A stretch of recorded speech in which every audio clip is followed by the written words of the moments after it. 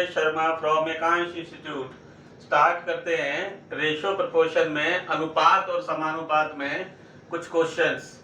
Last class में आपको इसका बेसिक कॉन्सेप्ट बताया था कि आपको ए और बी का रेशो दिया हुआ हो, बी और सी का रेशो दिया हुआ हो और ए बी और सी का फाइंड करना हो तो आपको निकालना बताया था। आज क्या है, इसमें ए का अनुपात बी से दिया हुआ है, बी का अनुपात सी से दिया हुआ है और सी का अनुपात डी से दिया हुआ है और आपसे डायरेक्ट ए से डी का अनुपात आपसे पूछा है। तो इसको निकालने का आपको लास्ट क्लास में भी डायरेक्ट मेथड बताया था। यदि ए और डी का निकालना है तो आपको पहले इन चारों का निकालने की जरूरत नहीं है। कहीं आप ए से बी का रेशो निकालें, बी से सी का निकालें और सी से डी का निकालें, डायरेक्ट कर सकते हैं A upon D. A upon D देखें डायरेक्ट कैसे होता है, A upon D equal to A upon B into B upon C into C upon D. यहाँ बी से बी कैंसिल हो जाता है और सी से सी, तो direct A is to D बचता है। तो इसमें भी इसी तरह से करते हैं, ए अपॉन बी लिख लेंगे 3/4, बी अपॉन सी लिखेंगे 5/7 और इसी तरह से सी अपॉन डी आएगा 8/9। इसको डायरेक्ट सॉल्व कर लेंगे, 4 से कैंसिल हो गया 8 2 टाइम्स, 3 से 9 हो गया 3, तो 5 को 2 से किया 5 का डबल 10 और 7 को 3 से किया 21। तो यहाँ ए और डी का रेशियो आ जाता है 10:21। इस तरह से इसको सॉल्व करते हैं यदि ए और डी पूछा है। लेकिन यदि इसमें मान लीजिए आपसे पूछा जाए ए बी सी और डी, तो उसके लिए पहले ए और बी का अनुपात है 3:4, बी और सी का है 5 और 7। या तो पहले ए बी और सी का निकालेंगे या फिर ए बी, ए के नीचे ए लिखा, बी के नीचे बी, बी के नीचे बी, सी के नीचे सी और डी के नीचे लिखेंगे 8 और ये 9। तो इसको करने का डायरेक्ट तरीका ये है, ये जो आगे वाली लाइन है इसको तो आपस में मल्टीप्लाई करना है। 8 को 5 से किया 40, 40 को 3 से किया 120। डी वाली लाइन के लिए लास्ट वाले 9 को 7 से किया 63, 63 को 4 से करना है 252 आ जाएगा। बी के लिए बी वाली लाइन और ये आगे वाला, क्योंकि 3 लाइन है तो तीनों को करना है। 4 को 5 से किया 20, 20 को 8 से किया 160 और सी के लिए सी वाली लाइन और ये नंबर 8 को 7 से किया 56, 56 को 4 से करेंगे तो 224। तो ए बी सी और डी का ये रेशियो आएगा।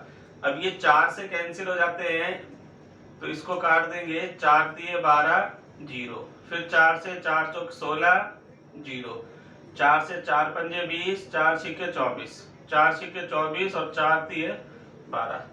लेकिन आपसे पूछा था ए और डी का रेशियो, तो 30 और 63, 3 से कैंसिल हो गए 10:21। डिटेल में यदि इसको निकालना होता तो इस तरह से निकालते ए और डी 10:, लेकिन आपसे यदि केवल ए और डी पूछा है तो इसको डायरेक्ट सॉल्व करेंगे। अब इसमें ये क्वेश्चन है 33,630 रुपए को ए बी और सी में इस तरह से बांटा जाता है कि ए और बी का अनुपात 3:7 और बी और सी का अनुपात 6:5 है। तो बी का भाग कितना है, तो यहाँ ए का बी से अनुपात दिया हुआ है और बी का सी से दिया हुआ है और बी का पूछा है। तो इसको ए बी और सी में जब भी डिवाइड कर सकते हैं जब आपको इन तीनों का अनुपात पता हो।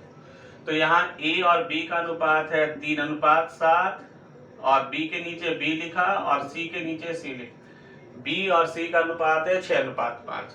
तो पहले ए बी और सी का रेशियो निकालना है। तो इसके दो तरीके बताए थे आपको। डायरेक्ट तो ये था इसको इससे मल्टीप्लाई करना, इसको इससे और इसको इससे, नहीं तो 6 और 7 दोनों का एलसीएम 42, बी को इक्वल करके बनाते, इसको 6 से मल्टीप्लाई कर दो और इसको 7 से, तो ए तो आ जाता है 18, बी आ जाएगा 42, इधर भी बी 42 आ रहा है और सी आता है 35।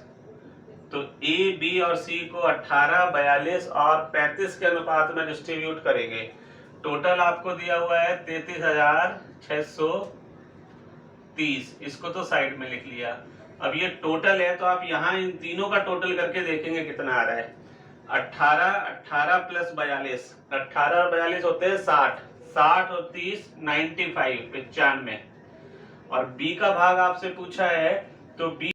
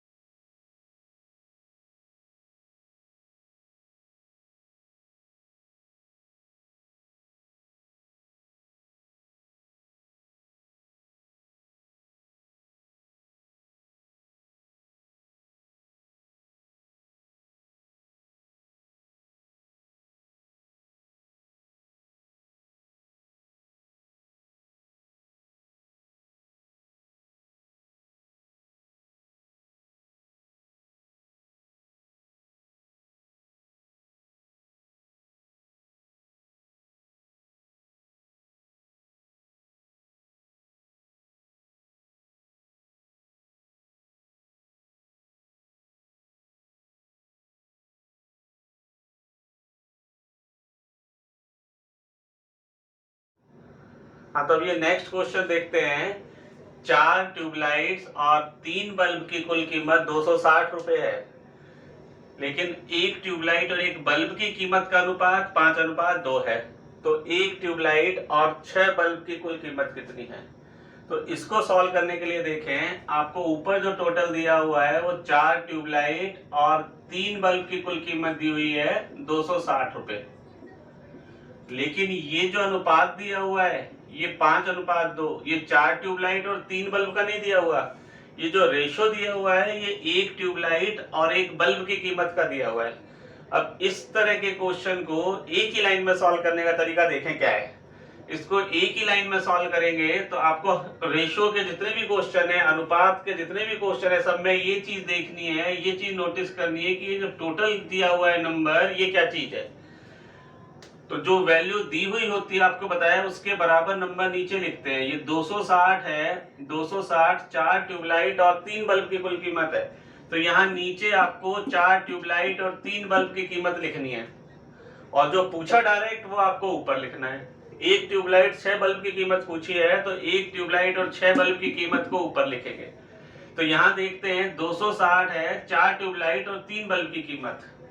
ये जो रेशियो दिया हुआ है, अनुपात दिया हुआ है, ये एक ट्यूबलाइट यदि 5 की आती है तो एक बल्ब 2 का आता है।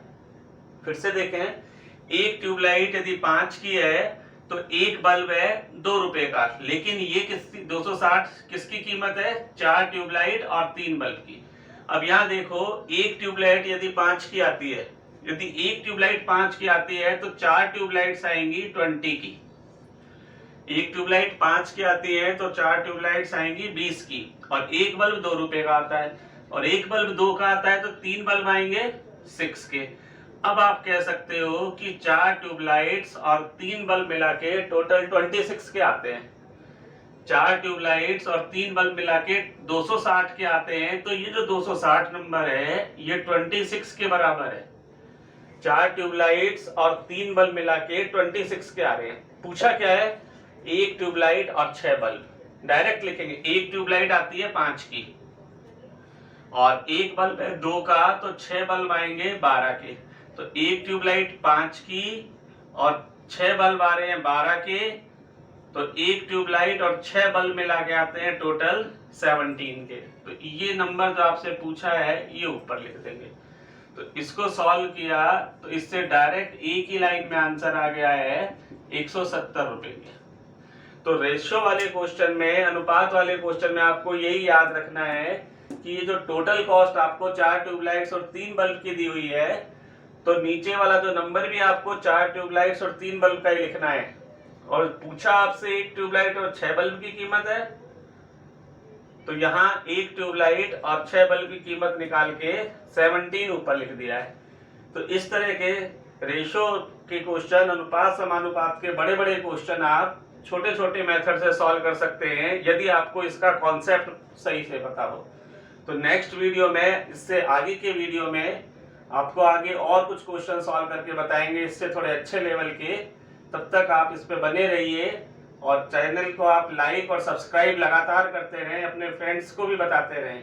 धन्यवाद।